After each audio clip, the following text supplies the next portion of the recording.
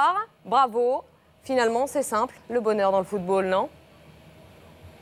Oui, c'est simple, quand on gagne des matchs, on se qualifie, oui, surtout à la fin, comme ça, il n'y a pas le temps pour l'adversaire de revenir. Donc, et alors là, vous avez fait encore plus fort parce que vous vous êtes qualifié sans gagner, en perdant même, Didier.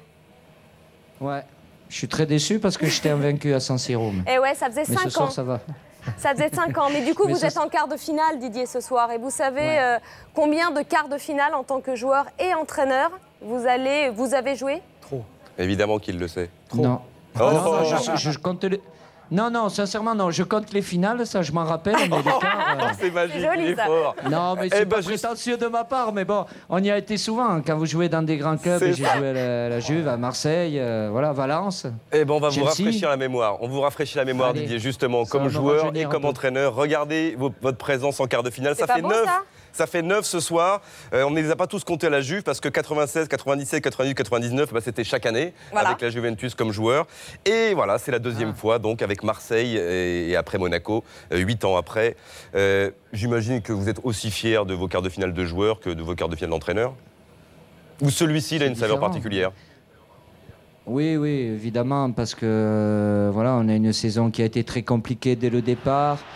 On venait de vivre une période très difficile en championnat, et puis parce qu'on a l'Inter en face de nous. Donc évidemment que ce petit but en fin de match à l'aller nous ouvrait des possibilités. C'est dur parce qu'en face, il y a beaucoup de qualité, de talent. Alors on doit compenser par du mental, une agressivité, une force collective. Ce soir, je pense qu'on a fait un bon match. Il nous a manqué un petit peu de présence offensive, un peu plus peut-être de profondeur pour vraiment les mettre en difficulté. Mais c'est une grosse satisfaction. En tant qu'entraîneur, on vit à travers ces joueurs. Je suis content pour eux.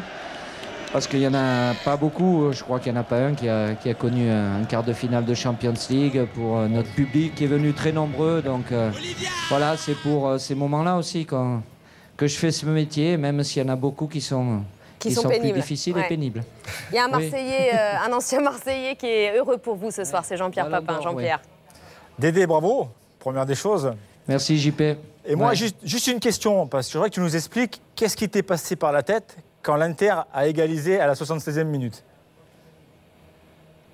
À égaliser ou à mener au score? Égaliser sur l'ensemble des deux matchs. Voilà, égaliser sur l'ensemble des deux matchs à la 76e minute. Non, je dis calme aux joueurs parce que bon, y avait la possibilité d'avoir une prolongation. Je savais qu'en face, Ranieri avait fait les 3 changements, donc moi j'en avais fait qu'un encore. Donc non, tranquille. L'objectif de toute façon, c'était de bien défendre. On a pris un but, ça restait le même, c'est de pouvoir marquer. Et en marquant, on s'ouvrait la qualification d'écart. Donc s'il avait fallu aller en prolongation, on y serait allé. Mais c'est une bonne chose d'avoir marqué à ce moment-là, même s'il y a eu cet épisode de penalty là, qui nous coûte cher parce qu'on va avoir Steve suspendu et qu'on a vu ce qu'il a fait ce soir, notamment en première période. Ça va être un manque pour nous. Je ne vais pas avoir Soulé Diawara aussi. Il y en avait 5 qui étaient sur le coup d'une suspension. Donc, mais bon, c'est la satisfaction qui peut... Ouais, quelques traces. Une douce nuit. Mais il paraît quand même que Brandao vous avait dit qu'il allait marquer et vous l'avez cru, vous avez bien fait Grégoire Palette parce que Didier il parle de petits buts, il en met des petits buts Brandao quand même, hein, finalement des buts importants dans les coupes. Celui-là il nous en a mis pas mal avant, mais celui-là il compte. Celui-là il fait du bien, le petit but de Brandao, Didier on va le revoir justement parce que je suis pas sûr que vous l'ayez revu pour l'instant en image, on va même le palettiser, on a essayé d'aller vite pour déjà montrer que votre gardien Steve Mandanda, même s'il ne sera pas là en quart de finale, en tout cas au moins au match aller, il a été passeur décisif sur ce coup-là, une passe de, je crois qu'on a calculé, ça fait 53 mètres. Et puis il y a une petite faute peut-être au départ, Jean-Pierre de Brandao.